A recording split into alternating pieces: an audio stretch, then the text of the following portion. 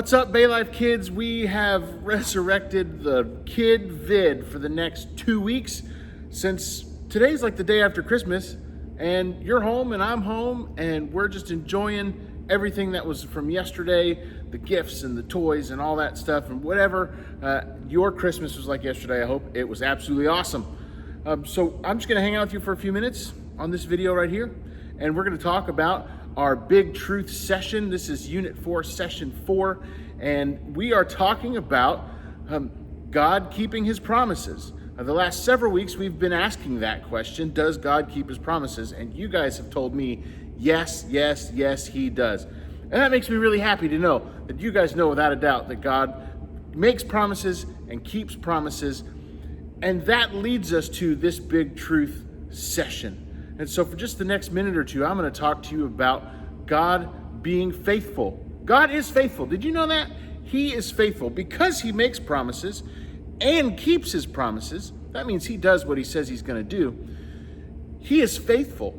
Now, what we've been learning about the last couple of weeks through Moses and through the Israelites and their captivity and them crossing the Red Sea, like nothing really happened according to what they wanted in their time frame, but it happened the way that God wanted it to happen. You see, he had to save Moses at just the right time so that Moses could free the Israelites.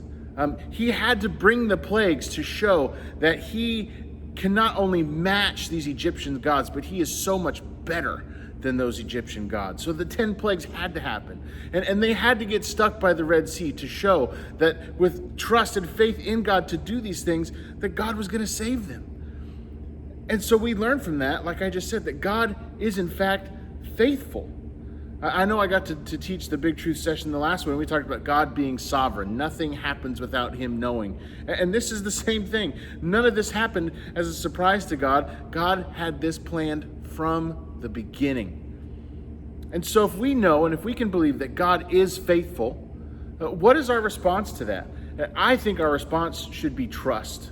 I think we should trust the fact that God is faithful. I think we should trust that God is going to do what he said he's going to do, and he's going to do it in his time. You see, God has a plan for us and a will for our lives to follow him and to love him the way that he loves us.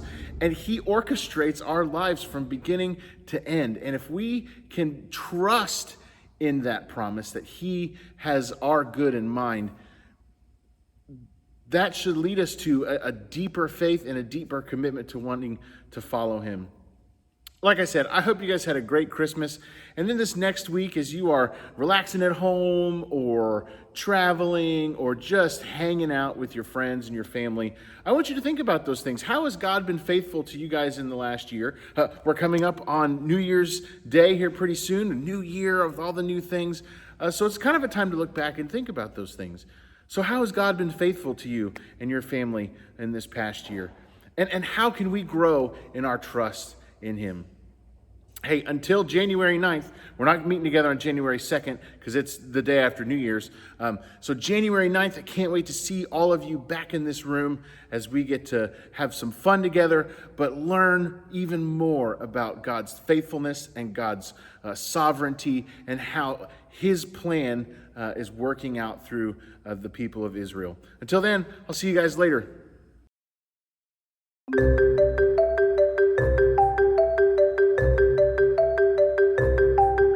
When sin entered the world after Adam and Eve rebelled, God made an important promise. God promised a rescuer would come from Eve's family. As years passed, God's people waited for him to keep his promise. God sometimes spoke to his people through prophets and prophetesses, men and women who received a message from God and then told it to the people.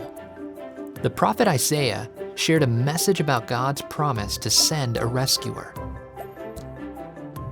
The rescuer would be called the Messiah, which means anointed one or chosen one. This is what Isaiah wrote.